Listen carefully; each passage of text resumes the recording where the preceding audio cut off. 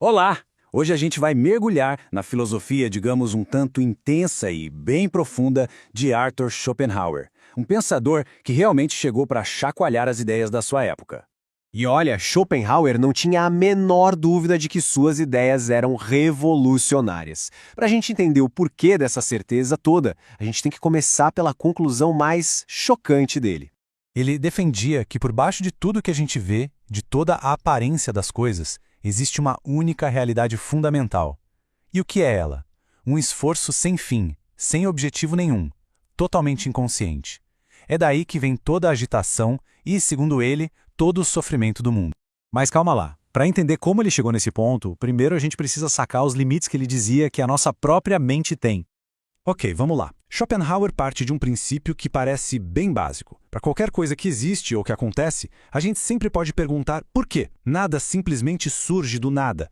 E ele foi além. Disse que nosso cérebro, nosso intelecto, está programado para entender o mundo a partir de só 4 tipos de porquês. Primeiro, tem as causas físicas. O mais óbvio, a bola se moveu porque alguém chutou. Segundo, as provas lógicas. Uma conclusão é verdade por causa das premissas. Terceiro, as relações matemáticas, tipo porque um lado do triângulo é maior que o outro. E por último, os nossos motivos, as razões que levam a gente a agir. Para ele, tudo, absolutamente tudo que a gente entende, se encaixa numa dessas 4 caixinhas. E só. A consequência desse princípio é que nada pode ser a causa de si mesmo. E Schopenhauer, para tirar um sarro dessa ideia, usou a imagem genial do barão de Munchausen, que teria saído de um pântano puxando o próprio cabelo. É uma impossibilidade física que para ele também era uma impossibilidade lógica fundamental. Então, beleza. O princípio de razão suficiente organiza tudo o que a gente consegue perceber e entender pelo lado de fora. O mundo que a gente vê é essa cadeia de causas e efeitos, de razões e consequências. E aí que vem a grande questão. Será que a gente está preso dentro das regras da nossa própria mente, só vendo a superfície das coisas? Será que existe um jeito de espiar o que tem por trás desse véu? A resposta do Schopenhauer é que sim, existe uma fresta. E essa fresta somos nós mesmos. Porque a gente se experiencia de 2 maneiras completamente diferentes, como um objeto no mundo e como uma força que age por dentro. Quando a gente se olha de fora, o nosso corpo é só isso, uma representação. É um objeto físico no mundo, sujeito às mesmas leis da física que uma pedra ou uma árvore. É, no fundo, uma imagem que a nossa mente cria. Mas por dentro a história é outra. A gente não vive nossas ações como uma simples corrente de causa e efeito. A gente sente elas como uma expressão direta do nosso querer, do nosso esforço, da nossa vontade. É aquele impulso que a gente sente como desejo, como anseio e quase sempre como uma insatisfação que nunca acaba. É o nosso único acesso direto à realidade por trás da imagem.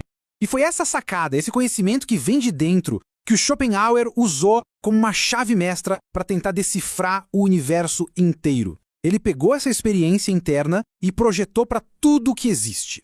Ele argumentou que essa mesma força inquieta que a gente sente aqui dentro é, na verdade, a realidade interna de tudo na natureza. Sabe a planta que cresce buscando a luz? É a vontade. A força da gravidade que puxa as coisas também é a vontade. Tudo é uma manifestação dessa força cega e universal. E aqui tem um ponto que é crucial entender. A gravidade não tem uma vontade. A gravidade é a vontade se mostrando como atração. O crescimento da planta é a vontade se mostrando como vida. Não é uma relação de causa, é uma identidade. A coisa e a força são uma só. Claro que uma ideia radical assim colocou ele de frente com os filósofos da academia da época, né? E ele não poupou críticas a eles, de jeito nenhum. Com essa citação em italiano, que significa silêncio, silêncio, ele acusava os professores de universidade de serem covardes. Ele achava que eles ignoravam de propósito as verdades mais profundas e perturbadoras só para manter o emprego, o conforto e não balançar o barco.